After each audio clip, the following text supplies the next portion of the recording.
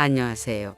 박장대소 희노애락이 묻어나는 여러분의 사연을 들려드리고 공감해보는 DJ 박여사입니다. 값어치 없는 땅을 알짜배기 땅인 것처럼 속이고 많이 베푸는 척 위자료로 줄 때는 언제고, 그 땅이 로또가 되자 도로 내놓으라고 눈이 돌아버린 남편 때문에 소송까지 준비하고 있는 한 여자의 사연입니다. 지금 그 사연 속으로 들어가 보시죠.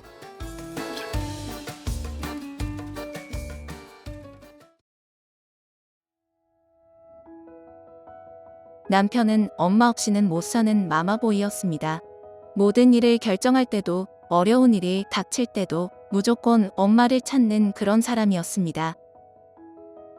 남편은 작은 사업을 운영하고 있었는데 거짓말을 해가며 바람피운 것도 모자라 폭력까지 휘둘러 결국 참다 못한 저는 이혼을 결심했습니다. 아들이 마마보이라는 것을 잘 알고 있는 시어머니는 아들에게 문제가 생길 때마다 제 편을 드는 것처럼 하시면서도 결국에는 저보고 이해하라며 자신의 아들을 감싸고 도셨죠. 매번 저와의 싸움에 관여하셨던 어머니도 이제는 지치셨는지 원한다면 이혼을 하라고 말씀하셨습니다. 양육권과 재산 분할로 실랑이를 벌였고, 아이들을 제가 키우고 남편은 양육비를 부담하는 것으로 결정을 했습니다. 하지만 남편은 책임감이라고는 전혀 없고 매사 거짓말에 능숙한 사람이니 시어머니께 양육비 부분은 확실하게 해주실 것을 요구했습니다. 제가 요구한 대로 시어머니는 양육비와 재산 분할을 함께 묶어 땅을 물려주겠다고 하셨습니다. 본인 아들이 매달 양육비를 보낼 것 같지도 않고 자신이 일일이 챙길 수도 없는 노릇이니 본인이 가지고 있는 토지를 명의 이전해주면 나중에 팔아서 쓸 수 있지 않겠느냐고 말씀하셨습니다. 남편의 습성을 잘 알고 있는 저는 매달 그 사람과 돈 이야기를 하며 연락을 지속해야 하는 것이 싫었기에 어머니의 제안을 받아들였습니다. 남편은 끝까지 엄마 뒤에 숨는 개념 없는 사람이었습니다. 이혼 서류 역시 어머니가 가지고 와 사인을 했고, 그 자리에서 어머니 앞으로 되었던 땅을 이전받는 절차를 진행했고, 동시에 재산 분할과 양육비 명목이라는 공증 서류까지 작성하고서야 그 집과의 인연은 모두 끝이 났습니다. 아이들과 저는 당분간 제 부모님 댁으로 들어가 살기로 했고, 저는 결혼 전 했던 과외 경험을 살려 아이들 가르치는 일을 다시 시작했습니다. 과외 학생들이 계속 늘면서 이참에 작은 학원을 하나 차리기로 결심하고 학원 자리를 알아보기 위해 부동산 사무실을 찾았습니다. 물론 학원을 차리는 비용은 어머님이 주셨던 땅을 팔아 마련하기로 했고요. 어머님이 주신 땅을 처분하기 위해 부동산 사장님께 여쭤보니 해당 토지의 지번을 몇 번이나 확인해 보고는 그 토지는 가치가 없는 땅이라는 겁니다. 땅이 덩치만 컸지 관리구역에 묶여 개발도 어려운 땅이라며 아마 명의 이전을 해주신 분도 이 사실을 모르지 않았을 것이라더군요. 저는 어머니에게 속아서 재산 분할과 양육비를 이 값어치 없는 땅과 바꿨다는 사실이 허탈했습니다. 급한 대로 친정 식구들에게 돈을 빌려 학원 문을 열었고, 조금씩 학원이 자리 잡아갔지만 생각할수록 시어머니와 남편이 괘씸했습니다. 시어머니에게 전화를 걸어 돈도 되지 않는 땅을 어떻게 손주들 양육비로 쓰라 증여해 줄 수 있었는지 따져 물었습니다. 어머니는 네가 그렇게 하기로 해야 한 것이고 이미 공증까지 다 끝났으니 이제와 딴 말 말라며 매몰차게 전화를 끊어버리시더군요. 이렇게까지 된 건 그 사람들을 믿었던 제 자신을 탓할 수밖에 없었습니다. 몇 해가 지났을까? 마지막 수업이 끝나고 뒷정리를 하고 있는데 전화 한 통이 걸려왔습니다. 전화를 건 사람은 다름 아닌 부동산 사장님이었습니다. 학원 운영은 잘 되고 있냐는 안부 인사를 건네시더니 학원 시작할 때 팔려고 했던 땅을 아직 가지고 있는지 물었습니다. 저는 돈이 되지도 않는 땅이라 들었기에 그날 이후 잊고 지냈고 아직도 소유자는 변함이 없다고 말했습니다. 그런데 이게 웬일입니까? 최근에 법이 바뀌어서 규제지역 토지가 개발지역이 됐고 제가 소유한 그 땅은 개방의 노른자 땅으로 한순간에 탈바꿈되었던 겁니다. 부동산 사장님 말로는 그 지역을 개발하려는 회사가 나타났는데 제 주변 땅 모두 매수하려 한다며 제 땅은 시세대로라면 15억 원 정도 될 것 같다는 얘기였습니다.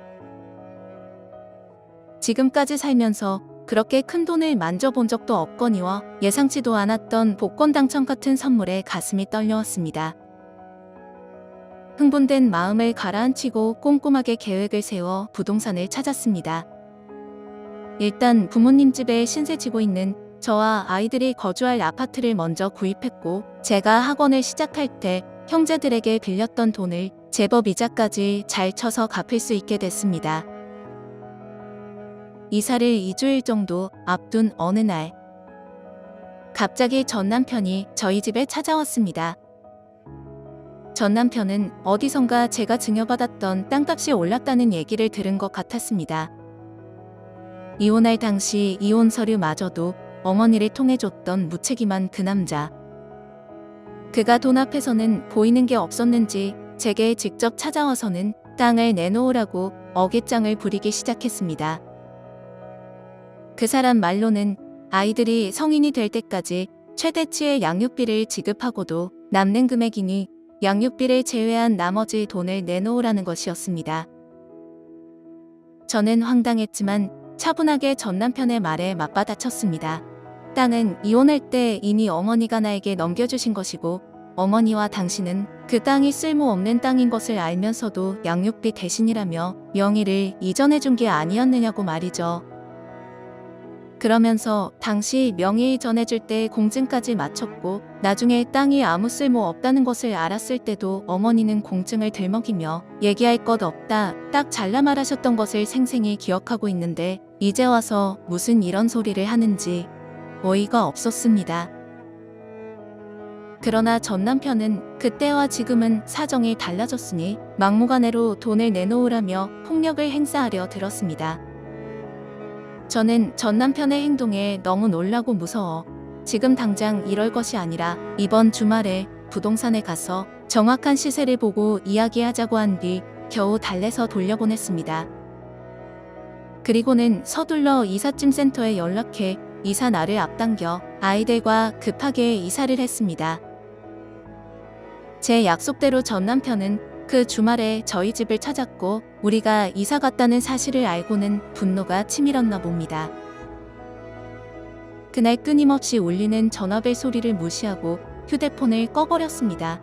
이튿날 휴대폰을 켜보니 수백 통의 전화와 문자가 와 있었습니다. 마지막 문자에는 너희 이사한 곳을 내가 못 찾을 줄 아느냐며 찾아가서 다 죽여버리겠다는 무서운 협박까지 하고 있었습니다. 저는 혼자 힘으로 감당할 수 없을 것 같아 어머님에게 전화를 했습니다. 마마보이인 전 남편은 자기 어머니 말이라면 껌뻑하는 사람일까요? 자초지종을 들은 어머님은 전 남편이 지금 사업도 그렇고 여러 가지로 어려움이 많아서 그러는 모양인데 이해하라고 하시기에 전 그래도 어머니는 말이 좀 통하시는 분이라는 생각이 들었습니다. 그런데 이어서 하시는 말씀이 가관이었습니다. 그래도 아이들을 낳고 함께 살았던 부부이니 너무 미워하지 말고 이번 기회에 서로 양보해 합쳐보는 것은 어떠냐고 하시는 겁니다. 그러면서 그 땅은 너에게 줬다고는 하지만 엄밀히 따지면 우리 손주들 키우는 데 쓰라고 준 것이니 그 땅이 내 것은 아니지 않느냐는 것이었습니다. 아들은 본인이 잘 타이를 테니 너무 미운 맘 가지지 말고 합치라고 하시는 말에 저는 전화를 끊어버렸습니다. 이런 경우를 혹 때려다 혹 붙인다고 하는 건가요? 이 사람 떼어내려고 어머님께 연락했다가 말도 안 되는 말로 더 시달리게 생겼습니다. 전 남편이 갑자기 나타나 아이들과 저를 해코지할 것 같아 두렵습니다. 법적으로도 끝난 인연이기에 상대하고 싶지 않은 사람이지만 이렇게 되면 아이들과 살아갈 이 재산 지키기 위해서 또다시 법의 도움을 받아야 할 것 같습니다. 사연 많은 박여사 이번 사연은 여기까지입니다. 구독과 좋아요 부탁드리며 또 다른 사연으로 찾아오겠습니다. 감사합니다.